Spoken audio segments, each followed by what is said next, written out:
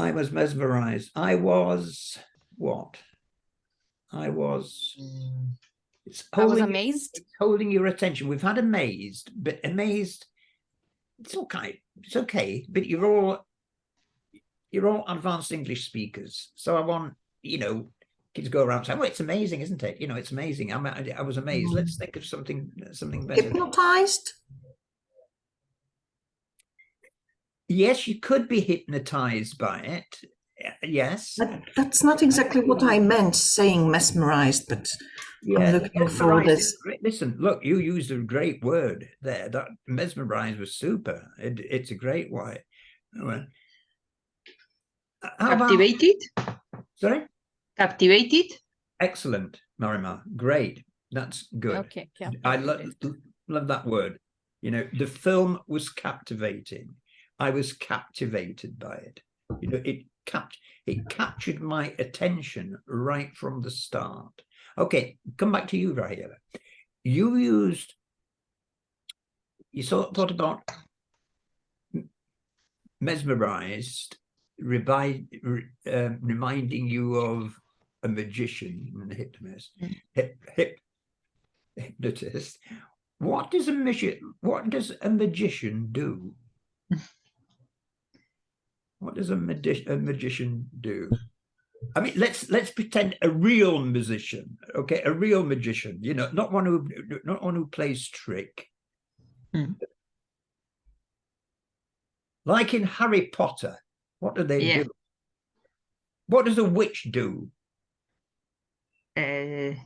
Spells. Spells, yeah. Okay, let's find an adjective with spell. Spelled? No. He's cast. Okay, Melena's cast a spell on me. She's a witch. What am I?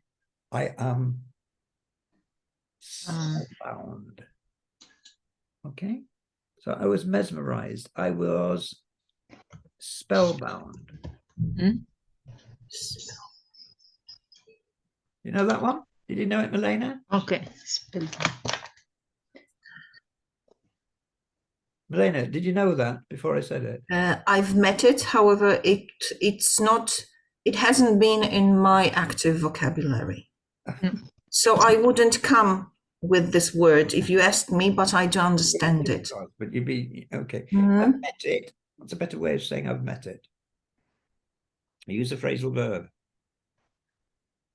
I came across. Yes, it's much better.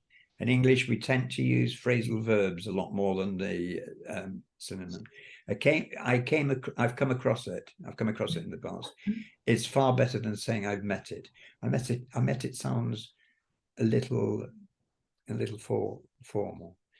Yeah, I found it spellbinding. I was spellbound, captivating, mesmerizing. It held my attention throughout. I couldn't take my eyes off the screen. All right, Marima, you didn't like it much. You thought it too long. So what's another way of saying I didn't like it?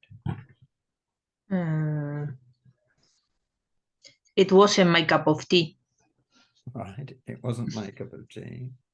Yes, we always use that in the negative one. Everyone knows. It wasn't my.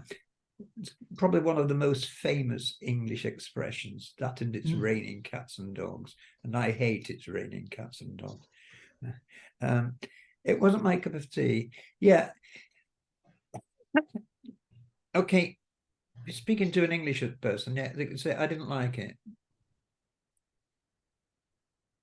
We tend to euphemize things a lot.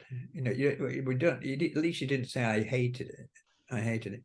You'd say, well, actually, I didn't think much of it. Okay. I didn't think much of it, which is very much of it, it wasn't my cup of tea. So it was too long. Okay. Was there nothing about the film that you enjoyed? Was there Yeah. By that time, I was a bit in love with the main character, but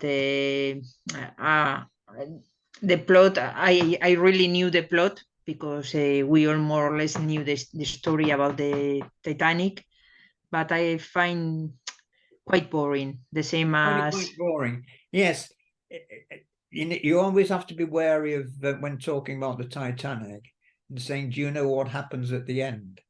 yeah. Yeah, the ship sinks. Yeah. Right. Okay.